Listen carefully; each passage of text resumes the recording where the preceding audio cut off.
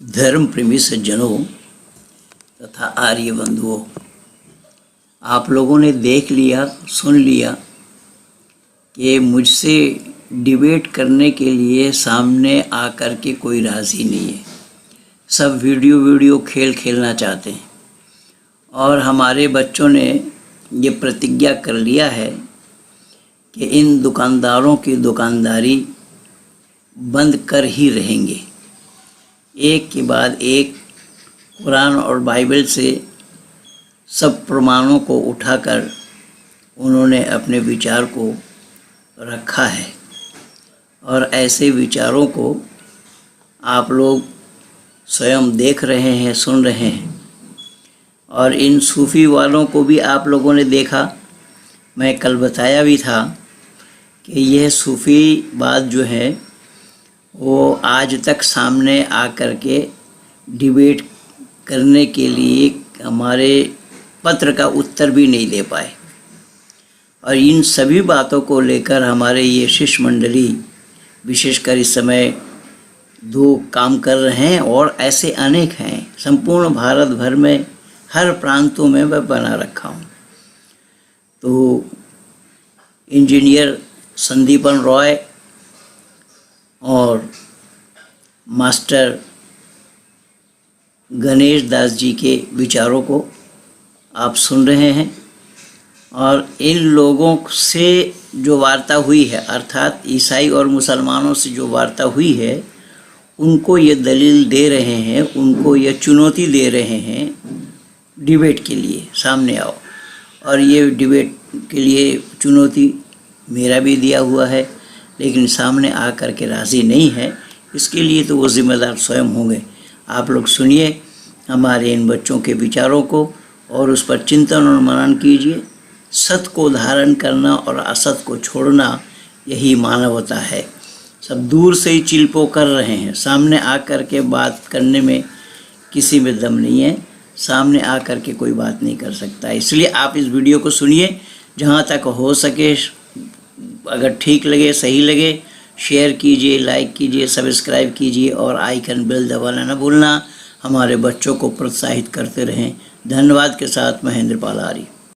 नमस्ते दोस्तों, गुरुजी आपको भी बहुत बहुत नमस्ते। कैसे हैं सब? मैं कुछ दो बात लेके आया हूँ आप लोगों के सामने। आज विज्ञान क्या कहती है, साइंस क्या कहती है, उस बात को ही हमें सोचना चाहिए। वेद की माने विज्ञान है, वेद की माने ज्ञान है, वेद की माने उपासना भी है, वेद की माने अच्छे कर्म है। विद जाने, विद विचारने, विद सत्याम, विद लाभे, चार अर्थ में वेद को लिया गया है। जो हमारे गुरुजी ने हमें सिखाया है, हम उसे ही बोल रहे हैं। और बार बार मैं धन्यवाद देना चाहूँगा इनको कि इन्होंने हम जैसों को, जो हमें कुछ भी पता नहीं था, हम जैसों को उन्होंने शिक्षित किया, हमें सिखाया, सत्य का मार्ग को समझाया। आज उनके लिए हम दो बातें बोल रहे हैं, जान रहे हैं। आज देखिए, कुछ दिन से आप लोग देख रहे हैं राजेश भाई, राजेश आपकी तो बोलती मैं बंद करा के ही रहूँगा। आपको चुप कराया बिना मैं चुप नहीं बैठूँगा। लेकिन कितनी सुंदर सुंदर अच्छी अच्छी बातों को हम लोग उठा उठा के बाइबल से दे रहे हैं। आप बोल रहे हैं कि हम मूर्ख हैं। अरे महामूर्ख तो आप है, जिसने वादा करके भी अभी वीडियो का खेल खेल रहे हैं। हम तो खेलना नहीं चाहते हैं, हम बोलते हैं सामने आओ, लाफड़ा ख़त्म करो, ताकि दुनिया वाले भी तो देखे बाइबल में क्या है और हमारे वेद में क्या है। ये देखो भाई, क्या है, उत्पत्ति 21:2, उत्पत्ति 21:2, सारा 90 साल में गर्भवती हो गई। सारा 90 साल में गर्भवती हो गई। लेकिन हमारे साइंस विज्ञान क्या कह रही है, 45 या 50 एज के बाद कोई महिला गर्भधारण नहीं कर सकता। वो क्षमता ख़त्म हो जाती है तब तक की। ये है साइंस बाइबल की। जैसे चैप्टर धरती है वैसा चैप्टर साइंस भी है। उन लोगों को कहाँ अकल है? अकल नाम की कोई चीज़ है ही नहीं, सब तो गिर भी पड़ा है उसके पास। छोड़ो, जाने दो। और देखो सारा, फिर 23 में क्या है, 23 का 1 में फिर क्या बोला, सारा 170 27 साल में क्रिया तरवा में मर गई। एक जगह थी क्रिया तरवा में सारा मर गई 127 साल में। जिन्होंने 90 साल में गर्भवती हो गया, उसके बच्चे भी बड़े हो गए, 90 साल में गर्भवती भी हो गई। साइंस विरोध, विज्ञान विरोध, समाज विरोध, मानवता भी विरोध, सब विरोधी है। अच्छी बात है ही नहीं भाई। और जो आपकी जो उत्पत्ति है, बाइबल की उत्पत्ति है, उसी से तो आपको अच्छी तरह से पछाड़ा जा सकता है, उससे ही पछाड़ सकता हूँ आपको। ज़रूरत क्या है? हमें तुम्हारी ये सब चीज़ों की ज़रूरत नहीं है। जो प्रचार कर रहे हो, गाली दे रहे हो, कुछ कर रहे हो, करो जो करना है, लेकिन हम भी छोड़ने वालों में से नहीं है। हम सबको बोल रहे हैं भाई लोग देखो क्या अच्छी अच्छी सुंदर सुंदर बात है, कितनी सुंदर साइंस है, विज्ञान है, समाज की बातें हैं। तुम लोग मानवता को कभी भी आचरण में नहीं लाओगे। तुम अपने दिमाग को गिरवी छोड़ आए हो। तुम लोग कभी भी अकल को इस्तेमाल नहीं करोगे। तुम्हें यह कसम दिलाया गया है। आज बिगड़ी है डगर, उस डगर को बदलो। गांव को बदलो, नगर को बदलो। टोपी को बदलने से ना बदलती है निज़ाम। घर बदलना है तो इंसान के सर को बदलो। भाई ये मान्यता हमारी यहाँ है। जो तुम अच्छे मानव कहलाना चाहते हो तो सत्यता पर आचरण करो। क्या सत्य है? तुम मानव हो, श्रेष्ठ प्राणी हो। यार क्यों कहलाते हो अपने को मानव, जब तुम्हें सत्य चाहिए नहीं? झूठी बातों को लेके तुम लोग पड़े हुए हो। क्यों चाहिए तुम्हें? कैसे मानो हो यार? नमस्ते दोस्तों, इतना तक ही मेरा कहना था। धन्यवाद। नमस्ते सबको, बहुत बहुत नमस्ते। गुरुजी आपको भी नमस्ते। धर्म प्रेमी सज्जनों तथा विश्व में मानव कहलाने वालों, पिछले दिनों मैंने एक विषय को आपके सामने लेकर के आया जो कि था बाइबल पर, कि बाइबल की किंवदंतियां क्या है, किंवदंतियां किसको कहा जाता है। इस पर मैंने बात की थी। बहुत सारे पास्टरों को उसके बाद हम लोगों ने चैलेंज किया। हमारे गणेश भैया जी ने चैलेंज किया था, और पंडित जी ने तो खुली चुनौती दे ही रखी है। हमने बात किया अनेकों पास्टर से, अनेकों पादरियों से कि आप आइए, सामने आइए। सामने तो नहीं आएंगे, चलिए पंडित जी उनके ही राज्य में जाएंगे। पंडित जी ने ये भी कह दिया कि हम भाई आपके राज्य में जाकर के हम वहां पे हम डिबेट करेंगे। एक मुस्लिम नवयुवक है, मैं नाम नहीं लूंगा, उनको भी पंडित जी ने तय जगह पर उनका एड्रेस दे दिया कि भाई आप इस जगह में जाइए, इस केबिन में जाइए, इधर जाइए, तो आपको वहां पे वकील साहब मिल जाएंगे, उनके साथ बात कर लेंगे, बात की बातें बाद में होगी। लेकिन बात यही है कि कोई सामने नहीं आ रहा है, और सामने आने की हिम्मत नहीं है। सब वीडियो बना करके लिंक चिपका रहे हैं। अब कोई आप पर कीचड़ उछाल रहा है तो आपको जवाब देने के लिए उस कीचड़ में जाना पड़ेगा। और विडंबना तो ये है कि ऋषि मुनियों के भारत में कोई ऋषि दयानंद को गाली दे रहा है, हमारे महापुरुषों को गाली दे रहा है, लेकिन इनके पास कोई तथ्य कुछ नहीं है। यद्यपि ये इनका काम है, ये तो यही करते रहेंगे। तुम लोग जो है ना वो बाइबल को नहीं समझ सकते, तुम लोग जो है ना मूर्ख लोग है, तुम लोग जो है ना गलत लोग है, तुम लोग जो है ना तुम्हारे अंदर दिमाग नाम का कोई चीज नहीं है। बाइबल जानते हो टॉप में चल रहा है, टॉप। तुम्हारा वेद का क्या औकात है, क्या औकात है तुम्हारे वेद का? अरे नहीं नहीं, हमारे वेद का क्या औकात होगा भाई। हम भाई इस शब्दों का प्रयोग ही नहीं करते। हमारे यहाँ इन सब शब्दों को हम किसी और के लिए इस्तेमाल, ये तो मैंने नकले कुफ्र किया, आपका अनुकरण करके मैंने ये बोला, लेकिन हम आपको ऐसे शब्दों से नवाजेंगे नहीं। क्योंकि जिनके पास शर्म नाम की कोई चीज नहीं होती है ना, तो भैंस के सामने बीन नहीं बजाया जाता, क्योंकि भैंस उसको क्या पता चलेगा। तो इसलिए स्टैम्प पेपर में साइन नहीं करना चाहते, जबकि उनका कंडीशन माना गया कि उनके स्टेट में जा करके अब तो जानते ही है किसका सरकार है वहां पे, उन्हीं के स्टेट में जा करके उनके साथ डिबेट किया जाएगा। लेकिन तुम्हारा जो ये पेपर है ना, ये हमको नहीं चाहिए, हमको ये पेपर नहीं चाहिए। क्यों नहीं चाहिए पेपर? पेपर क्यों नहीं चाहिए? अगर हम लोग मुकर जाए, हम लोग अगर हार जाए तो भाई वहां डिबेट क्यों होगा? ये पहली बात तो ये डिबेट होगा सच्चाई जानने के लिए। अब सच्चाई जब जान लेने के बाद उसको स्वीकार करनी चाहिए या उसको तिलांजलि देनी चाहिए?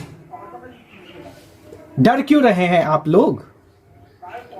जब स्टैम्प पेपर में साइन, जब पंडित जी के साइन रहेंगे, सबके साइन वहां पे रहेंगे कि आप हार गए, आप अगर गलत कह रहे हैं, आप हार गए तो आपको वैदिक धर्मी बनना होगा, हम हार गए तो हमें ईसाई बनना पड़ेगा। ये तो एक तरफ से नहीं है ना, दोनों तरफ से। ऐसा तो नहीं है कि भाई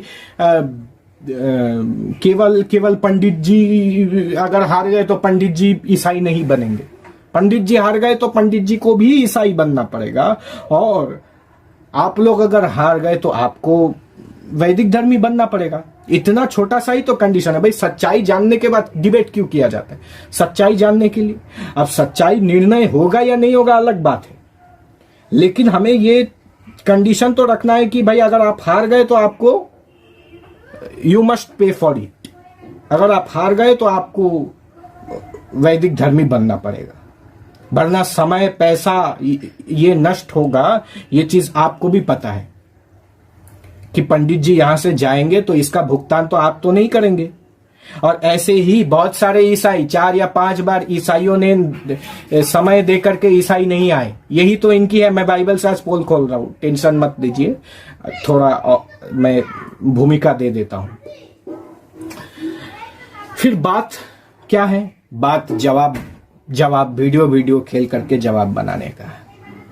तो वीडियो में क्या जवाब दिया गया? वीडियो में जवाब दिया गया कि जो है गलती से लूत को गलती से उनकी बेटियों ने दाख मधु पिला दिया और फिर लूत लेट गई। अब ये हमारे फ्रांसिस भैया को देख लीजिए। फ्रांसिस भैया भी कल दुबक गए। उनका वीडियो भी मैं बहुत देखता हूं, मुझे मजा भी आता है। तो फ्रांसिस भैया बोल रहे कोई नया प्रश्न लाओ, ये तो रिफ्यूट हो गया। भाई रिफ्यूट हो गया है या डिफ्यूट हो गया है? सामने आने से पता चलेगा ना। रिफ्यूट किसको कहा जाता है? सामने तुम तो मुसलमानों के साथ तुम्हारे डेविड वुड टिक नहीं पाते। आपको ये नहीं पता होगा, ये इनके मुसलमानों के साथ ये टिक नहीं पा रहे। सोचिए, सामने कोई नहीं, इनके डेविड वुड सबसे बड़े पास्टर, वो भी जाकिर नायक से हारा हुआ है। तो फिर ये वैदिक धर्मियों से क्या डिबेट करेंगे? अच्छा, अब देखिए, जबकि इनके जड़ एक ही है, इस्लाम और ईसाइयत का जड़ एक ही है। यहां भी जो किस्सा मिल जाएगा वहां भी आपको वही किस्सा वहां पे भी आपको मिलेगा। तो कहने का तात्पर्य ये है कि लूत को उसकी बेटी ने दाख मधु पिला दिया। अब पैगंबर क्या इतना मूर्ख होता है कि वो पानी और दाख मधु में उसको फर्क नहीं पता चल रहा? अरे इसी बात को लेकर के आओ ना, इसी बात को लेकर के डिबेट करते हैं कि पैगंबर यहोवा ऐसे इंसान को पैगंबर बना रहे हैं जो पानी और दाख मधु दारू में फर्क नहीं कर पा रहा। क्या दारू का सेंट से नहीं पता चलता कि ये दारू है या पानी है? और बेटी पिला रही है, उस बेटी के दाग मधु को पैगंबर नहीं पहचान पा रहे। तो ये बुद्धिमान हम हैं या वो है जो दाग मधु पहचान नहीं पा रहा है? कौन बुद्धिमान होगा? हम तो चलो मूर्ख है, जाहिल है। हमारे तो आज आपने सत्यार्थ प्रकाश को खोल करके आपने क्या नौटंकी किया मुझे भी नहीं पता। जब वहां सवाल पूछा गया कि घड़े को बनाने के लिए मिट्टी की आवश्यकता होती है, तो दुनिया को बनाने के लिए कुन फयकुन कह देने से वो रॉ मटेरियल्स कहां से मिलेगा? अणु परमाणुओं को मिलने से, अणु परमाणुओं के रासायनिक प्रक्रिया होने के बाद कोई भी चीज बनेगी। जैसे पानी को बनने के लिए हाइड्रोजन और ऑक्सीजन की आवश्यकता होती है, H2O। हाइड्रोजन और ऑक्सीजन नहीं रहेगा तो पानी नहीं बनेगा। ऋषि दयानंद ने वही एग्जाम्पल दिया कि किसी भी चीज को बनाने के लिए एक एक कुम्हार की आवश्यकता होती है, एक घड़े को बनाने के लिए कुम्हार की आवश्यकता होती है। जिस चीज से घड़ा बनाई जाए वो चीज, और जो औजार जिससे घड़ा बनाया जाए, यानी रॉ मटेरियल्स चाहिए, और जो मशीन से वो घड़ा बनाया जाएगा। ये तीन चीज नहीं में से एक चीज को हटा देंगे तो नहीं बनेगी। लेकिन ये लोग जो है ना, ये मूर्ख लोग होते हैं, ये लोग को कुछ नहीं पता। हम नहीं पता भाई, हमको नहीं पता भाई, हमारा जान छोड़ दो यार। क्यों यार ब्रिटिशर्स का चीज हम आज भी ढोते रहेंगे? तो यही ऋषि दयानंद ने पूछा कि किसी भी चीज को करने के लिए तीन चीजों की आवश्यकता होती है। जैसा सृष्टि को बनाने के लिए ईश्वर, प्रकृति और जीव की आवश्यकता होती है। तीन के बिना कोई भी काम नहीं होता। मैंने पिछले दिनों भी आपको सुनाया था, आप वो वीडियो में देख सकते हैं कि तीन चीजों की आवश्यकता होती है, ईश्वर, प्रकृति और जीव। अब अगर जो रॉ मटेरियल्स नहीं है, रॉ मटेरियल्स के बिना बन जाएगा कोई भी चीज? इतना सवाल का तो जवाब देना चाहिए था कि क्या, कौन से रॉ मटेरियल से उजाला बनाया गया, कौन से रॉ मटेरियल से इस दुनिया को बनाया गया। रॉ मटेरियल्स नहीं बनेगा रहेगा तो घड़ा बन जाएगा, मिट्टी नहीं रहेगा तो घड़ा बन जाएगा। ऋषि दयानंद को मूर्ख बोल करके क्या होगा? अरे इसी बात को लेकर के आओ ना सामने क्यों नहीं आ रहे? अब मैं आता हूं लूत के विषय में। लूत यानी हजरत लूत अलैहिस्सलाम इतने मूर्ख हो गए तो जो पानी और दारू के अंदर का फर्क वो नहीं पहचान पाए, तो यहोवा ने उनको पैगंबर क्यों बनाया? इस सवाल का जवाब दे दो। टट्टी खिलाना, अरे टट्टी खिलाना, टट्टी क्या इंसान अपना टट्टी खुद खाता है क्या? अब कुछ ईसाई अपने बचाव में कह रहे हैं कि ये 12वां वचन जो है ये केवल इजराइल वालों के लिए है और एक काल विशेष के लिए था, उनको सजा देने के लिए था, आज के लिए नहीं है, अभी के लिए नहीं है। अरे इसी से ही तो पता चल जाता है यार कि यहोवा कायनात का बनाने वाला नहीं है। इसलिए नहीं है क्योंकि परमात्मा का ज्ञान किसी काल विशेष के लिए और किसी मुल्क वालों के लिए नहीं होता। इतना बात समझ में नहीं आ रहा है इन ईसाइयों को। इसी का नाम तो जिहालत है, हठ धर्मिता है। अब देखिए 15वां वचन में क्या कह रहा है। 15वां वचन में कह रहा है अब तुम गू के जगह गोबर इस्तेमाल कर सकते हो। आज के जितने भी ईसाई है वो अपने बचाव में भी यही कह रहे हैं कि देखो पहले तो गू कहा था, पहले तो बिष्टा कहा था, अब उसको बदल करके ये गोबर कर दिया गया। तो देखो तुम्हारा कहना गलत है। अरे मूर्ख, इसी से तो यहोवा गलत सिद्ध होता है। इसी से तो यहोवा मूर्ख सिद्ध होता है कि जो अपनी बात 12वां वचन से 15वां वचन में बदल देता हो, गू के जगह गोबर कह देता हो, वो सर्वज्ञानी कैसे होगा, सर्व अंतर्यामी कैसे होगा? ये सारा का सारा दोष यहोवा और अल्लाह पर तो लग सकता है। मैं इनको बच करके जाने नहीं दूंगा। इनको इन्हीं के जवाब से फंसाना है कि ये सारा का दोष यहोवा और अल्लाह पर तो लग सकता है, लेकिन कायनात के बनाने वाले परमात्मा पर ये दोष नहीं लग सकता, क्योंकि ये हरकतें इंसानों वाली है। ये मनुष्य की हरकत है कि अपने ही कही हुई बात को यहोवा को भुला देना पड़ रहा है। पर 12वां वचन से 15वां वचन, ज़्यादा दूर जाने की ज़रूरत नहीं है। अपने ही बात को भुला करके उसको पता नहीं है कि मुझे अपने ही बात को भुलाना पड़ेगा। तो ये यहोवा है। जो इतनी बात नहीं समझ रहा वो दूसरे लोगों को मूर्ख कहते हैं। अब देखते हैं पास्टर राजेश का क्या चैलेंज है, उसकी ज़ुबान भी देख लेते हैं कि उनके माई बाप ने सिखाया क्या है। सुन लेते क्या बोल रहा है वो। हाँ, ये जो है इतिहास में घटी हुई घटना है और ये मूर्ख लोग क्या कर रहे हैं, इस विषय को उठाकर ये बताने की कोशिश कर रहे कि बाइबल जो है बाप बेटी शादी करना चाहिए करके सिखाती है करके मूर्खों की तरह क्या कर रहा है, ज्ञान सिखा रहा है। सच में मेरे को लगता नहीं कि ये लोग जो है सच्चे हैं। इन लोग है ना, इनके अंदर इंसानियत है या फिर इनको कोई किताब पढ़ने का नॉलेज है ना, इनको कुछ भी ज्ञान है करके मेरे को बिल्कुल भी लगता नहीं है ना। गलती जो है बेटियों की है, लेकिन ये मूर्ख लोग किस पर दोष लगाते, लूत पर है ना, लूत पर लगाते। और क्या बाइबल सिखाती है? बाइबल में एक रेफरेंस कोई दिखा सकता है जहां पर परमेश्वर बोल रहा है कि बाप बेटी शादी कर लो करके? एक रेफरेंस दिखा सकते हो तुम लोग, है ना? सच में तुम लोग एक बाप का औलाद रहेगा तो, सच में तुम लोग एक बाप का औलाद रहेगा तो बाइबल में से मेरे को दिखाओ कि बाप बेटी शादी करना चाहिए करके बाइबल में आज्ञा के रूप में करके एक रेफरेंस दिखा तो तुम्हें एक बाप के औलाद रहेगा तो। ओके, सुन लिया इनका कल्चर, इनका जुबान देखा। मैं सही में आपसे ये कहता हूँ कि एक कुत्ते पर भरोसा करना भी अच्छा है, लेकिन एक मुसलमान और एक ईसाई पर रत्ती भर भरोसा नहीं किया जा सकता। जुबान देखिए किस प्रकार से बोल रहा है, एक बाप की औलाद है कि नहीं। अरे तुम, हम क्या है कि नहीं है वो तो छोड़ो ना, तुम्हारा ईसा का बाप कौन है रे? ईसा का बाप के बारे में नहीं पता। बिन बाप के औलाद को हमारे यहाँ क्या कहा जाता है? नाजायज, जो जायज ना हो। यूसुफ तो बेचारा मंगनी के रात ही उसको पता चला कि मरियम गर्भवती है। अब यूसुफ तो मूर्ख है, उसको भी नहीं पता, वो भी मनगढ़ंत एक कहानी बना दिया कि देखो मुझे तो सपना आया था। तो देखते हैं, अब आज मैं इनकी पोल खोलता हूँ। मैं तो बहुत दिन से चुप था, आज मैं इनकी पोल खोलूंगा। सुन दिए, आगे देखिए क्या बोल रहा है।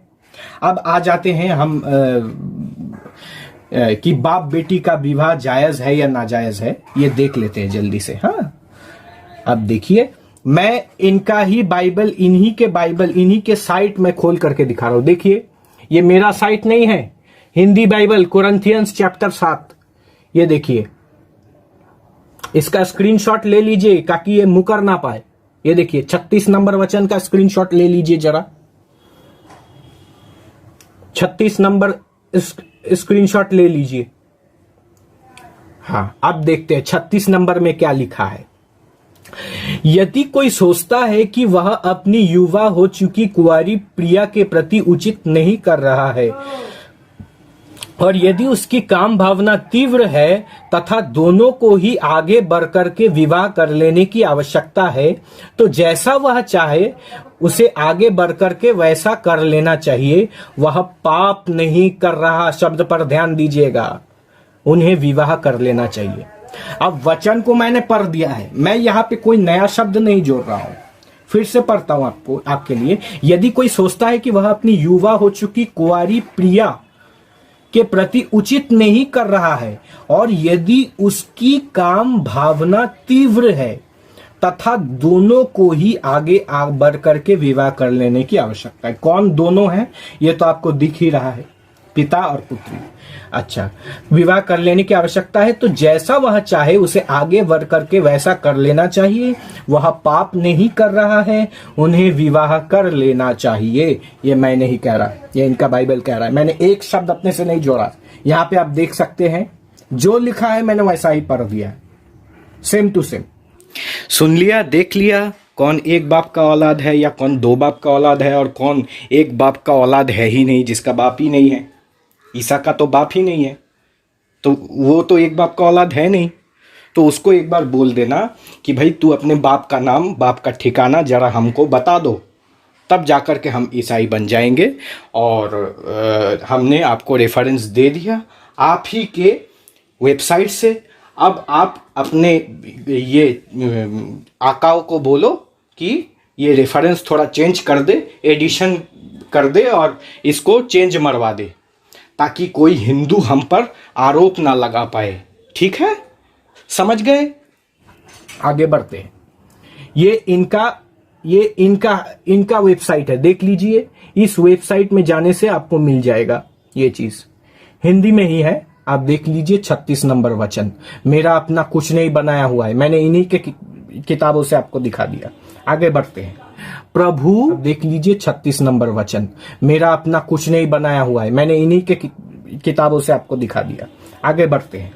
प्रभु का भोज, अब प्रभु का भोज क्या है इसको देखना पड़ेगा, क्या है देख लेते हैं। चलिए क्या लिखा हुआ है इसमें। ये मत्ती 26 का 27। फिर उसने प्याला उठाया और धन्यवाद देने के बाद उसे उन्हें देते हुए कहा कि तुम सब इसे थोड़ा थोड़ा पियो। यानी यीशु के अनुयायियों को एक प्याला दिया कि तुम सब इसे थोड़ा थोड़ा पियो। अब क्या है इसको आगे बाद में हम देखेंगे, वो है क्या, उस प्याले में दिया क्या था, पानी था, ये था, दही था, क्या था, देखना पड़ेगा, समीक्षा करना पड़ेगा। फिर देखिए, क्योंकि यह मेरा लहू है जो एक नए वाचा की स्थापना करता है। ये उनका लहू है। अच्छा, यह बहुत लोगों के लिए बहाया जाता है ताकि उनके पापों को क्षमा करना संभव हो सके। यानी उसमें जो चीज थी, इससे इतना तो पता चल रहा है कि उससे पापों का क्षमा हो जाता है। अब वो क्या चीज थी उसको आगे हम और एक बार देख लेते हैं। 29 नंबर वचन में, मैं तुमसे कहता हूं कि मैं उस दिन तक दाखरस को नहीं चखूंगा। अब दाखरस क्या है? अपने पुराने वीडियो में ही उसने कहा कि दाखरस पीने से नशा होता है। इसके लिए ईसाई लोग का जो धर्म है ये सिखाता है कि भाई बहन जो है ना शादी कर सकता है ना। किसने तुमको ज्ञान सिखाया है ना? तुमको जो सिखाया ना वो महामूर्ख है। वो तुमको जिसने ज्ञान सिखाया, ये सारी बातें बताया ना, वो महामूर्ख है वो। क्यों? उसको बैल पढ़ना बिल्कुल भी नहीं आता है। उस तरह दूसरा विषय को ले लेंगे हम लोग। उस तरह दूसरा विषय को हम देखेंगे। समझो, लूत और उसकी बेटी के विषय में इतिहास में घटना घटा। लूत और जो है उसकी बेटी के विषय में एक घटना घटा। उस संदर्भ को हम देखेंगे तो उत्पत्ति का 19वां अध्याय 33 वचन पढ़ेंगे। समझो, यहाँ पर पूरा कॉन्टेक्स्ट हमें क्या बताता है, पता है संदर्भ क्या बताता है। लूत की जो बेटी थी, उन लोगों ने क्या किया, उन लोग ये सोच रहे कि तब बड़ी बेटी ने छोटी से कहा, हमारा पिता बूढ़ा है और पृथ्वी भर में कोई ऐसा पुरुष नहीं जो संसार की रीति के अनुसार हमारे पास आए, इसलिए हम अपने पिता को दाखमधु पिलाकर उसके साथ सोए, जिससे कि हम अपने पिता के वंश को बचाए रखें। यहाँ पर कॉन्टेक्स्ट क्या पता है? यहाँ पर जो है कॉन्टेक्स्ट ये बता रहा है कि गलती जो है लूत ने नहीं किया है, गलती जो है लूत की बेटियों ने किया है। और ये मूर्ख लोग क्या करते हैं पता है? लूत ने गलती किया, लूत ने गलती किया, लूत ने गलती किया, है ना। इसके लिए बोलता हूँ, इन लोगों को जिसने ज्ञान सिखाया ना, वो महामूर्ख है। वो बहुत ही बड़ा मूर्ख है। उसको ना पढ़ने बिल्कुल भी नहीं आता, सिर्फ उसका सोच, उसका विचार, उसका मकसद एक ही है कि बाइबल को किसी ना किसी तरह क्या करे, गलत साबित करे। बाइबल में जो भी बातें लिखी गई है वो मसीह लोग का कल्चर है करके बताने की कोशिश करते हैं। यहाँ पर जो है गलती लूत का भी नहीं है। ये दोनों बहनों ने क्या किया पता है? प्लान किया। प्लान करने के बाद उसको दाखमधु पिलाया, पिलाने के बाद क्या किया? उसके साथ सेक्स किया। यहाँ पर आपको लूत का नजर आ रहा है किधर भी गलती है करके? लूत का आपको नजर आ रहा है ना। उन लोगों ने दाखरस पिलाया और ये पी गया और होश में नहीं है। इन लोग क्या कर रहे हैं भी उसको पता नहीं करके बाइबल बता रही गलती है करके। लूत का आपको नजर आ रहा है ना। उन लोगों ने दाखरस पिलाया और ये पी गया और होश में नहीं है। इन लोग क्या कर रहे हैं भी उसको पता नहीं करके बाइबल बता रहे। उस वचन को हम लोग देखेंगे। समझो 33 वचन से यहाँ पर लिखा है, अतः उन्होंने उसी रात के समय अपने पिता को दाखमधु पिलाया। तब बड़ी बेटी जाकर अपने पिता के पास लेट गई, पर उसने ना जाना कि वह कब लेटी और कब उठ गई, है ना। लूत को बिल्कुल भी इस चीज के बारे में पता नहीं, क्योंकि उन लोगों ने दाखरस पिला दिया, वो नशे में बेहोश हो गया और उसको कुछ पता नहीं वो कब आई कभी गई करके, बिल्कुल ही पता नहीं, है ना। सुन लिया आप लोगों ने कि दाखरस पीने से नशा होता है। जो नशा लूत को हुआ और अपनी बेटियों ने उसको पिला दिया, ठीक है। इसका मतलब दाखरस तो कोई पानी नहीं है ना, कोई जूस तो नहीं है, कोई दही तो नहीं है कि पीने से इंसान बेहोश हो जाए, लड़खड़ा जाए और अपनी बेटी को ही नहीं पहचान पाता है। और आपने एक चीज़ नोटिस की होगी कि इसने एक पॉइंट रखा, उसमें कितने गालियां इसने हिंदुओं को दी, कितनी अपशब्द इसने हिंदुओं को दी। और ऐसी ऐसी बातें तो इसने की है कि मैं इस चैनल में नहीं डाल पा रहा हूँ, आपके सामने वीडियो में नहीं बोल पा रहा हूँ। इतनी गंदी गंदी बातें इसने की है। अब यह कहते हैं कि हमारा कल्चर इतना महान है। जुबान से पता चल रहा है कि कौन कितना नीचे गिर सकता है, कौन कितना अपशब्द इस्तेमाल कर सकता है, कौन कितना गंदा भाषा इस्तेमाल कर सकता है। ये आपने देख ही लिया। अब मैं इन्हीं के वेबसाइट से, ये हमें झूठा बोल रहे हैं तो इन्हीं के वेबसाइट से मैं वहाँ ट्रांसलेशन शराब आपको दिखा दूंगा। लेकिन पहले आप इसका वीडियो देखिए कि इस किस प्रकार से लोगों को गुमराह कर रहा है और कह रहा है कि वो तो सलाड के जैसा है, सलाद जैसे खाते हैं वैसे ही दाखरस पिया जाता है। आप देख लीजिए ये कैसे मुकर रहा है। आज शराब अलग है, दाखरस अलग है। मैं आपके सामने तथ्य दे रहा हूँ, आप टेंशन मत लीजिए। आप पहले इसका झूठ देखिए। परंतु तूने अच्छा दाखरस अब तक रख छोड़ा है ना। किधर भी शराब करके लिखा है, यहाँ पर किधर भी शराब करके लिखा है क्या, है ना। दाखरस दाखरस दाखरस दाखरस करके लिखा है ना। मूर्ख लोग है तुम लोग। इसके लिए मैं तुमको बोलता, तुमको जनरल नॉलेज नहीं है, बाइबल तुमको पढ़ना भी नहीं आता है ना। बाइबल तुमको पढ़ना भी नहीं आता है। यहाँ पर दाखरस की बात हो रहा है तो दाखरस को क्या कर दिया तुम लोगों ने, शराब बना दिया। शर्म है तुम लोग को इस तरह झूठ बोलने के लिए, है ना। दाखरस को शराब बना दिया, शर्म है तुम लोग को, है ना। शराब क्या होता है पता नहीं है, दाखरस क्या होता है पता नहीं, सिर्फ झूठ बोल रहे, है ना। तुम्हारे ईश्वर लोग पीते रहेंगे, दारू बीरू गांजा पीता है, कोई चरस पीता है ना, कोई भांग पीता है, दारू पीता है। वो तुम्हारे लोग तुम्हारे पास रखो तुम्हारा गंदगी। यीशु पे मत तोपो तुम लोग, है ना। इतना सारा गंदगी तुम्हारे पास रख के अब यीशु मसीह क्या कर रहा है, वो दाखरस बना के लोगों को दिया तो लोग तुम क्या बता रहे हो, शराब पिलाया क्या। शर्म तो है तुमको इस तरह झूठ बोलने के लिए, है ना। तुम्हारा सारा झूठ यहाँ पे पोल खुल रहा तुम्हारा, है ना। इसके लिए तुम लोग गलत आदमी से पंगा लिया अभी तक, है ना। अभी तुम जितने भी क्रिश्चियन लोग भोले वाले लोग हैं, तुमको जवाब देने को नहीं आता है ना। मेरे ऐसे लोग को लगेगा, समझो मेरे मुंह से जो भी आता है ना, मुंह तोड़ सीधा दिल पे वार, है ना। इसके लिए तुम लोग क्या हो रहा है, अभी मेरे वीडियो को देखकर बर्दाश्त नहीं कर पा रहे तुम लोग, है ना। क्यों हमारे गुरु जी को ऐसा बोल रहे, क्यों हमारे यीशु को बोलता हमको बुरा नहीं लगेगा, है ना। हमारे यीशु को इतना बुरा बोलो, चोर बोल रहे हो, शराब पिलाने वाला बोल रहे हो, है ना। हमारे यीशु को इतना बोल रहे तो हमको बुरा नहीं लगेगा। तुम्हारा गुरु को बोलते बुरा लग रहा है ना। उसको तो हम लोग कुछ भी बोल सकता है, लेकिन हम लोग फिर भी हमारे शब्दों में बहुत कंट्रोल रख रहे हैं, है ना। इतना सारा झूठ बातें बनाना, झूठी बातें सिखाना, लोगों को बरका लाना, है ना। तुम कितना भी झूठ बोलो यार, जीत किसकी होता है, हमेशा सच्चाई का ही जीत होता है ना। तुम लोग ने डायलॉग मारता है ना, तुम लोग ही डायलॉग मारता है। क्या डायलॉग मारता है, सत्य हमेशा जीतते जाता है और झूठ हमेशा नाश होते रहता है ना। इस लॉजिक को एक बार भारत देश में देख कैसा हो रहा है, कौन नाश हो रहा है, कौन जीत रहा है ना। क्रिश्चियन जो है ना जीत रहा है, क्रिश्चियन उन्नति कर रहा है भारत देश में। तुम्हारा क्या हो रहा है, तुम्हारा नाश होते ही जा रहा है ना। तुम्हारा डायलॉग तुमको समझ में आ रहा है, तुम क्या बोल रहे हैं, है ना। सही बोलते हो तुम लोग। सुन लिया इनकी अच्छाई, इनका कितना अच्छा, इनका रिच कल्चर है, बहुत रिच कल्चर ये भांज रहा था, चिल्पो कर रहा था। भाई सुन, एक बात है कि तू कौन सा पास्टर है, हम तू अपने घर में पास्टर होगा, अपने घर में तू पास्टरगिरी दिखाना। हमारे सामने आएगा तो फिर हम देख लेंगे तुझे। अपने घर में पास्टरगिरी दिखाना। अब मैं तेरे वेबसाइट से दिखा रहा हूँ, पहले अपने क्रिश्चियन लोगों को पहले सिखा कि यहाँ पे शराब, ये ट्रांसलेशन इसको गलत किया है, इसको सही कर पहले, ठीक है। पहले ये ट्रांसलेशन सही कर, अपने लोगों को मूर्ख बोल, फिर हमारे लोगों को मूर्ख बोलना। अब मैं तेरे वेबसाइट से ही दिखा देता हूँ कि वहाँ पे क्या लिखा है। चल ये देख। अब देखिए इसका पोल मैं खोल रहा हूँ। अब देखिए BibleRef.com। अब ये मेरा कोई वेबसाइट नहीं है, ये हम हिंदुओं ने नहीं बनाया, तुम्हारे यही बिन बाप के अनुयायियों ने ही बनाया है। तो आप देखिए यहाँ पे 10वां वचन, पर बुलाया और कहा, हर कोई पहले पसंद शराब लाता है और फिर मेहमानों को पीने के बाद सस्ती शराब, लेकिन आपने अब तक का सर्वश्रेष्ठ शराब बनाया है। सुन लिया कौन झूठ बोल रहा है, कौन झूठा है, कौन एक बाप का औलाद है, कौन बिन बाप के औलाद है। मैं किसी को दोष नहीं दे रहा हूँ। अब पहले अपने जो ये है उनको कहो कि इसका ट्रांसलेशन बदल दे, यहाँ लेपापोती कर दे, यहाँ कुछ और डाल दे, यहाँ दही डाल दे, ताकि हिंदू यहाँ दही बोले, शराब ना बोले, ठीक है। तो ये आप इसमें संशोधन कर लीजिएगा, ताकि बाद में जा कर के कोई आप जैसे लोगों के साथ पंगा ना ले सके, है ना। वैसे गुंडों से पंगा हम कैसे ले सकते हैं, अच्छा इंसान, एक शरीफ इंसान गुंडों से पंगा कैसे ले सकता है। वैसे आपकी ज़ुबान ही बता रही है कि आपके माता पिता आपको सिखाए क्या होंगे और आपने क्या सीखा होगा, पब्लिक पटल में क्या बोलना चाहिए, क्या नहीं बोलना चाहिए। तो ठीक है, और आप भी इस बात को डिनाई नहीं कर सकते हैं कि दाखरस से नशा होता है। आपने खुद बोला है कि इस दाखरस को पी करके लोग अपने बेटी को भी नहीं पहचान पाते, जैसा जो नशा लूत को हुआ था।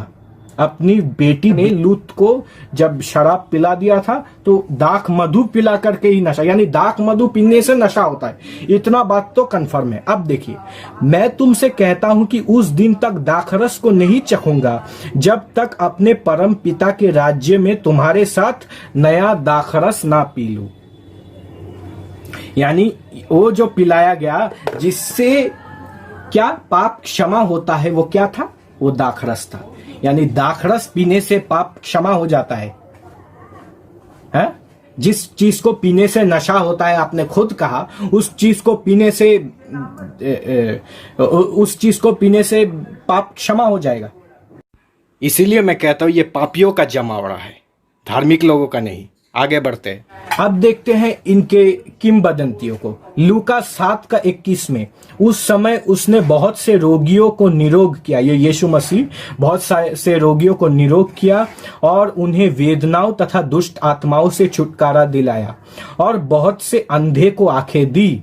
फिर उसने उन्हें उत्तर दिया, जाओ और तुमने देखा है और सुना है उसे यूहन्ना को बताओ।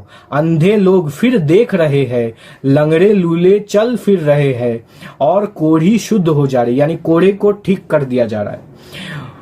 बहरे सुन पा रहे हैं और मुर्दे फिर जिलाए जा रहे, यानी मुर्दे फिर से जिंदा हो जा रहे। और धनहीन लोगों को सुसमाचार सुनाया जा रहा है। अब मेरा यह सवाल है कि धनहीन लोगों को सुसमाचार सुनाना चाहिए या उनको रोटी कपड़ा मकान देना चाहिए? उनको ये सुनाना चाहिए कि ईसा बिना बाप का कैसा पैदा हो गया, या उनको रोटी कपड़ा मकान की जरूरत थी? इसलिए आओ, कौन आना चाहता है इसी एक बात को लेकर के आओ। वह व्यक्ति धन्य है जिसे मुझे स्वीकार करने में कोई समस्या नहीं। यानी जो यीशु को स्वीकार करेगा वो धन्य है। और मुर्दे को जिला देता है। यहाँ कुरान में भी आया है, कुरान में तो और एक लेवल आगे जाकर के वहां कहा गया है कि मिट्टी के चिड़िया को उड़ा दिया जाता था, मिट्टी के चिड़िया को जीवित कर देते थे हजरत ईसा मसीह। तो आज जो कोरोना वायरस है, मेरा यही सवाल है, पंडित जी ने भी पूछा, गणेश भैया जी ने भी पूछा और मैं भी पूछ रहा हूं, आज के कोरोना को क्यों तुम्हारे भारत के ईसाई ठीक नहीं कर पा रहे? आज के कोरोना को ठीक करके दिखाओ। आज के कोरोना को क्यों कोई ईसाई सही नहीं कर पा रहा है? एक तो अब वीडियो में देख रहा हूं ऐसे कर रहा है, हिबिलिसिबी जीसस ऐसे करके, ऐसे महिला लोग हाथ पाव ऐसे ऐसे पटक रहा है। मैं देख करके हंस रहा हूं कि ये लोग कहते हैं ईसाई वैज्ञानिक होते हैं। अरे ठीक है, ईसाई वैज्ञानिक होते, चलिए इस बात को मानते। भारत का कौन सा ईसाई वैज्ञानिक है बताइए? भारत का कौन सा ईसाई विज्ञान के क्षेत्र में कुछ किया होगा बताइए? ये तो पास्टर यहां तो हम लोग देखे हैं, हम लोग भी जानते हैं, वरना इतना हमारे पास बाइबल है, ये भी हमको मिला है चर्च से फ्री में, ठीक है? तो ये लोग ऐसे हाथ हिला करके, हाथ पांव पटक करके रोगियों को ठीक कर देते हैं मंच से। तो इस कोरोना को ठीक कर देना चाहिए।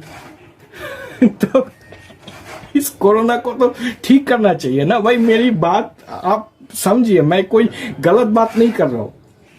इतना सब कुछ अगर कर दे रहे हैं यीशु मसीह, तो यीशु मसीह के अनुयायियों को भी तो ये चीज करना चाहिए, रोगियों को ठीक करना चाहिए। हम भी ईसाई बन जाएंगे फिर। कोई ऐसा तो समस्या वाली तो बात नहीं है ना। हजरत ईसा मसीह अगर कोढ़ियों को ठीक कर देते थे, अंधे को आंखें दे देते थे, मुर्दे को जिला देते थे, मुर्दे को जिंदा कर देते थे, तो आज क्यों नहीं कर पा रहे हैं ईसाई या ईसा के अनुयायी? कोई तो अपने आप को प्रॉफिट भी कहता है। बाप रे बाप। और आगे देखते हैं। अब देखिए, ये मेरे वचन नहीं है, यूहन्ना क्या कह रहे हैं यीशु मसीह के बारे में, देख लेते हैं। और भी मैं आगे और दिखा रहा हूं आपको, ये देखिए। अब देखते हैं यूहन्ना क्या कह रहे हैं। लूका का 11:19 को देखिए। फिर मनुष्य का पुत्र आया और औरों के सामने ही खाता पीता है औरों के समान ही खाता ही पीता है, पर लोग कहते हैं इस आदमी को देखो, यह पेटू है, पियक्कड़ है, यह चुंगी वसूलने वालों और पापियों का मित्र है। ये यीशु मसीह को कहा गया, यीशु मसीह को पियक्कड़ कहा जा रहा है। देखिए मैं फिर से पढ़ रहा हूं आपको। फिर मनुष्य का पुत्र आए और औरों के सामने ही खाता पीता है, फिर लोग कहते हैं इस आदमी को देखो, यह पेटू है, पियक्कड़ है, यह चुंगी वसूलने वालों और पापियों का मित्र है। पहले भी कहा और अब भी यही कह रहा है कि ये पापियों का मित्र है, पाप क्षमा कर देता है। तो इसी से अंदाजा लगा लीजिए कि ये धार्मिक लोगों का जमावड़ा है या पापी लोगों का जमावड़ा है। भाई पाप से कौन मुक्ति चाहेगा, पाप से कौन छुटकारा चाहेगा? जाहिर सी बात है पाप ही होगा, जो पाप करेगा वही छुटकारा चाहेगा या चाहने की कोशिश करेगा। इसीलिए मैं दावत दे रहा हूं, आओ धर्म की ओर लौटो। जो पाप से क्षमा चाहे, जो अस्तगफिरुल्लाह कह करके जो पाप से मुक्ति पा जाते हैं, वो धर्म नहीं, वो अधर्म कहलाएगा। चलिए और आगे देखते हैं क्या लिखा है वहां। किंतु बुद्धि की उत्तमता उसके कामों से सिद्ध होता है। यहाँ पे ईसाई भी इस बात पर सहमत है कि यीशु को पियक्कड़ कहा गया, यीशु दारू पीता था। आगे और भी मैं दे रहा हूं, ये एक नहीं है, ये लूका 11:19 यीशु को पियक्कड़ कहा गया। इसमें आगे बढ़ते हैं। अब देखते हैं कि यहोवा किस प्रकार से अज्ञानी है, क्योंकि हमारे यहाँ परमात्मा ज्ञानी कहा गया, परमात्मा को आचार्य। मैंने पहले भी कहा है, ओम सनो बंधुर्जनिता सविदाता धामानि वेदे भुवनानि विश्वा यत्र देवा अमृतमाना स्थिति धाम अन्य धैर्यंतये। ऐ लोगों, वो परमात्मा सबके भ्राता के समान सुखदायक है, सबके नाम, जन्म, कर्म और स्थान को भी जानता है, क्योंकि वो सबका गुरु है, आचार्य है और न्यायाधीश भी है। इसलिए हम सबको क्या करना चाहिए? उसी परमात्मा की उपासना करनी चाहिए।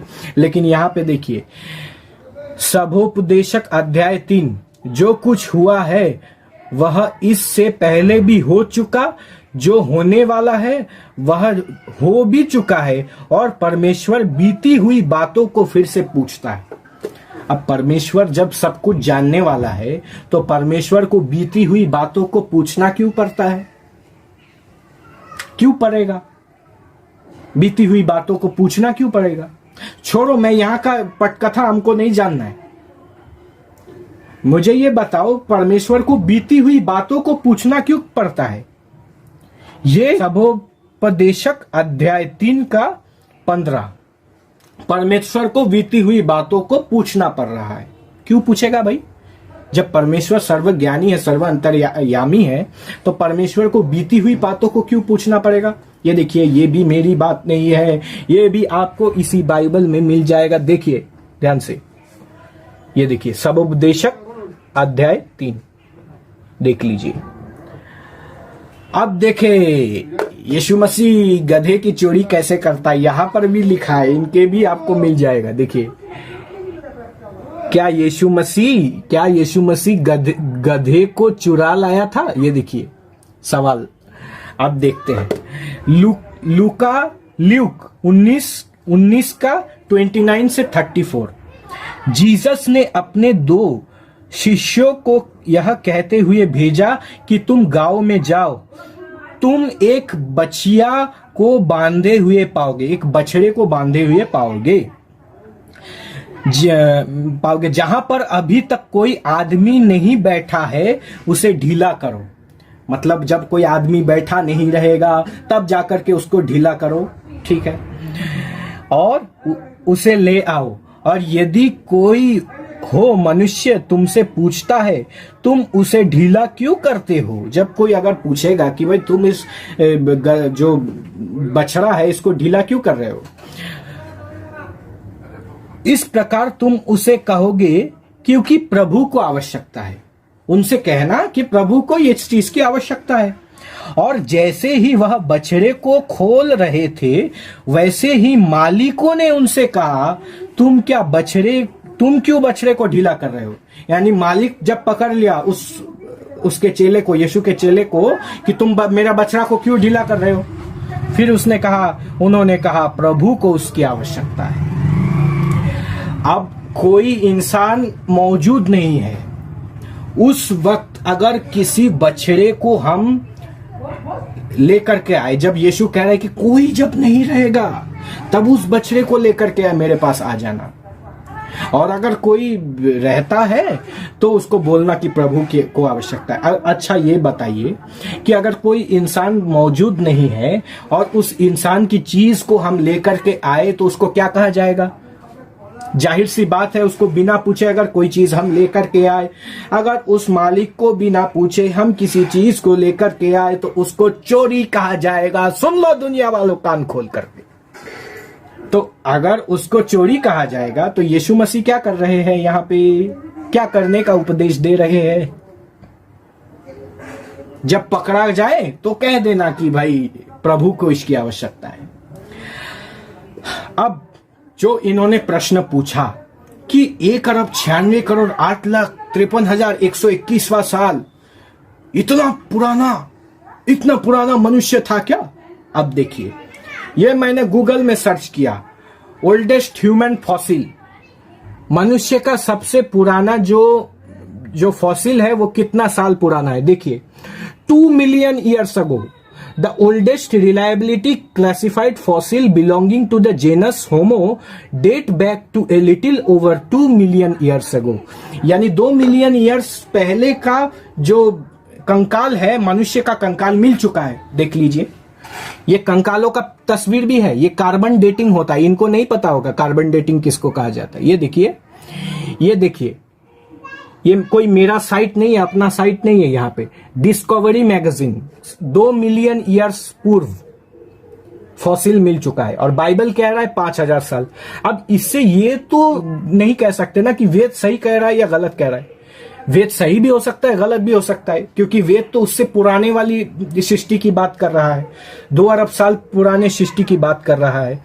लेकिन आप ये बताइए कि इससे तो ये तो पता चल गया ना कि बाइबल का 6,000 साल पहले वाली सृष्टि का जो थ्योरी है ये गलत है। इससे ये पता चल जाता है कि बाइबल ईश्वरीय ग्रंथ नहीं है, बाइबल विज्ञान विरुद्ध ये एक ग्रंथ है और कपोल कल्पित गाथाओं से भरी पड़ी है। और आपने बोला कि मैक्स मूलर को हम लोग दोष देते हैं। देखिए, मैक्स मूलर को हम लोग दोष देते हैं, क्यों दोष देते हैं? क्योंकि मैक्स मूलर ने यही बात हम अपने से ये बात नहीं कह रहे, मैक्स मूलर ने खुद कहा है। देखिए क्या कहा है मैक्स मूलर ने। मैक्स मूलर के संस्करण volume 1 chapter number 15 page number 328, ये life and letters of Friedrich Max Muller volume number 1, इसमें क्या कह रहे हैं मैं हिंदी में पढ़ देता हूं। मेरा यह संस्करण और वेद का अनुवाद कालांतर में भारत के भाग्य को दूर दूर तक प्रभावित करेगा। यह उनके धर्म का मूल है। शब्द पर ध्यान देना, वेद हिंदुओं के धर्म का मूल है, मैक्स मूलर कह रहा है। मेरा यह निश्चित मत है कि उन्हें यह दिखाना है कि उनका मूल कैसा है। मेरा यह मत है, मैक्स मूलर कह रहा है कि उनका जो मूल है वो कैसा है, उनको दिखाना है। गत 3,000 वर्ष में इससे उत्पन्न होने वाली सभी चीजों को जड़ समेत उखाड़ फेंकने का एकमात्र उपाय है। 3,000 वर्ष पूर्ण जो संस्कृति है उसको एक समेत एक बार में जड़ से उखाड़ फेंकने की ये एकमात्र उपाय है। ये मैं नहीं कह रहा, मैक्स मूलर का संस्करण मैंने पेज नंबर भी दे दिया है, देख लीजिए। तो मैक्स मूलर क्या कह रहा है? मैक्स मूलर कह रहा है कि ये जो मेरा वेद भाष्य है ये लोगों को दूर दूर तक प्रभावित करेगा और ये भारत की जो 3,000 साल की जो संस्कृति है इसको एक बार में नेस्तनाबूद कर देगा। यहाँ पे ये कहा गया है। आगे बढ़ते हैं। 16 दिसंबर 1868 भारत सचिव ड्यूक ऑफ आर्गाइल को एक पत्र में मैक्स मूलर ने लिखा, the ancient religion of India is doomed, अर्थात भारत का प्राचीन धर्म अब नष्ट प्राय है। If Christianity does not step in, शब्द पर ध्यान दीजिए, अब अगर ईसाइयत उसकी स्थान पर नहीं लेती हुज फॉल्ट विल, तो यहां किसका दोष होगा? मैं फिर से पढ़ के देता हूं। भारत का प्राचीन धर्म अब नष्ट प्राय है। अब यदि ईसाईयत उसकी स्थान नहीं लेता है तो यहां किसका दोष होगा? ये मैक्स मुलर 16 दिसंबर 1868 को भारत सचिव ड्यूक ऑफ आर्गाइल को एक पत्र में मैक्स मुलर में लिखा है। ये वही संस्करण में आपको चैप्टर नंबर 16 पेज नंबर 378 में आपको ये बातें मिल जाएगी। अब ईसाईयत के प्रचार की दिशा में मैक्स मुलर के प्रयासों का सराहना करते हुए उनके घनिष्ठ मित्र ईबी पुसे ने क्या लिखा? देखिए, your work will mark a new era in the efforts for conversion of India. Bharat को ईसाई बनाने की दिशा में किया गया आपका प्रयास एक नए युग का सूत्रपात करने वाला होगा। यह मैं नहीं कह रहा, ये ईबी पुसे कह रहे हैं, जो कि मैक्स मुलर के घनिष्ठ मित्र थे। तो हम अपने आप से कुछ नहीं कहते, आप ही के ईसाई जो ब्रिटिश लोग थे उन्हीं के किताब से हम आपको खोल करके दिखा रहे। ये देखिए, क्योंकि हम तो ऐसे हम जब बात करते हैं हम तथ्यों के साथ, वहां तो जब डिबेट होगा तो वहां तो भौंकने से तो नहीं होगा ना, वहां तथ्य देने पड़ेंगे। जो तथ्य आपके पास नहीं है इसके कारण ही आप डर रहे हैं। अरे आइए ना, सामने आइए। स्टैम्प पेपर में लेखा पढ़ी करने में आपको दिक्कत किस बात की है? अगर आपके अंदर आपका सच है तो आपको कॉन्फिडेंस होना चाहिए ना कि हाँ हम सच है, हमें कॉन्फिडेंस है, हम सच है। दूसरी बात, आपने ब्रह्मा किसे कहा जाता है? ब्रह्मा को आपने कहा कि ब्रह्मा, श्री राम, ये लोग व्यभिचारी थे। तो ब्रह्मा उस निराकार परमात्मा का ही एक नाम है। उस निराकार परमात्मा का एक नाम ब्रह्म है। जैसा आप देखिए पंडित जी को, पंडित जी जब इमाम थे तो जब मस्जिद में जब वो नमाज पढ़ाते थे, जब वो अजान देते थे, तब उनको इमाम कहा जाएगा। अब अगर वही मनुष्य जब मदरसे में जाएंगे तो उनको मौलाना कहा जाएगा। अब वो वेद का प्रचार कर रहे हैं तो उनको पंडित जी कहा जाएगा, और उनके कोई मित्र होंगे तो उनको महेंद्र पाल आर्य जी कहेंगे। तो एक ही इंसान के कई नाम है। चूंकि परमात्मा इस दुनिया के बनाने वाले हैं, उस परमात्मा का एक नाम ब्रह्मा है। अब कुछ पौराणिक जो कपोल कल्पित, क्योंकि वेद में तो ये बात नहीं आया और हमारा धर्म ग्रंथ वेद है, वेद से आप यही चीज आप दिखा दीजिए कि हाँ भाई ये बात लिखी गई है, तो हम भाई मान लेंगे भाई हाँ भाई सही कहा है, सही कहा होगा, अगर कहा है तो सही कहा है। तो उस परमात्मा का एक नाम ब्रह्मा है, यानी क्रिएटर। ब्रह्म शब्द का अर्थ होता है खालिक, बनाने वाला। तो चूंकि वो परमात्मा इस सृष्टि को बनाने वाला है इसलिए उसका नाम ब्रह्मा है। दूसरा, आपने बोला कि आपके परमात्मा माता भी है, पिता भी है, तो क्या नपुंसक होगा? नहीं, नपुंसक नहीं होगा, यानी पुरुष होगा। तो पुरुष होगा तो उस यहोवा ने मरियम को गर्भवती किया, तो उस यहोवा का गुप्त इंद्रिय कहाँ पे है ये बताओ? आगे है या पीछे है, कहाँ पे है? पुरुष है ना, आप ही ने कहा है परमात्मा पुरुष होता है, क्योंकि पिता है। जाहिर सी बात है, हमने माता भी कहते, पिता भी कहते, क्योंकि पालन करने वाला है इसलिए पिता कहा गया है, धारण करने वाला है इसलिए माता कहा गया है। ये हमारे यहाँ तो नाम चयन होता है गुण के हिसाब से, जैसा मैंने आपको बोला। लेकिन आपने कहा कि पिता है, अगर पिता माता दोनों है तो नपुंसक हो जाएगा। तो अगर पिता है तो पुरुष है, तो पुरुष है तो उसका गुप्त इंद्रिय कहाँ पे है? इसी बात पर डिबेट करते हैं। गुप्त इंद्रिय कहाँ पे है उसका? भाई पुरुष है तो गुप्त इंद्रिय होगा ना यहोवा का, कहां पे है? तो ब्रह्मा उसी परमात्मा का एक नाम है, और उस ब्रह्मा नाम के एक ऋषि भी हमारे यहां हुए हैं। अग्नि, वायु, आदित्य और अंगिरा के बाद चारों वेद जिन ऋषि को प्राप्त हुआ, उन ऋषि का नाम ब्रह्मा ऋषि था। लेकिन ये लोग तो गंदा गंदा पिक्चर डाल करके ये जो 4 मुख वाला ब्रह्मा और गंदा गंदा पिक्चर डाल करके इन्होंने हिंदुओं को बदनाम करने के लिए, हिंदुओं को एक प्रकार से नीचा दिखाने के लिए और हिंदुओं को गाली देने के लिए ये सारा का सारा इन्होंने वीडियो तक बनाया है, आपत्तिजनक तस्वीर लगा करके। इसलिए मैं कहना चाहता हूं कि आइए इसी विषय को लेकर के आइए ना, सामने आने में आपको दिक्कत क्यों हो रही है? आइए सामने आने से पता चलेगा।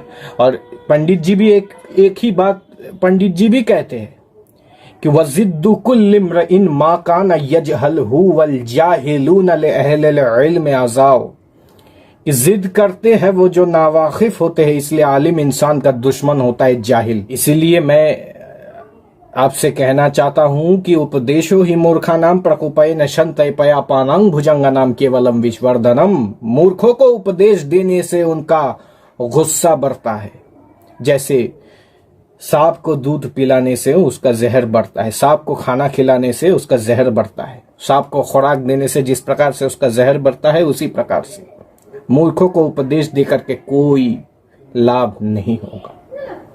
इन्हीं शब्दों के साथ मैं कल और विषयों को लेकर के आपके सामने प्रस्तुत होऊंगा। तब तक के लिए बोलिए भारत माता की जय।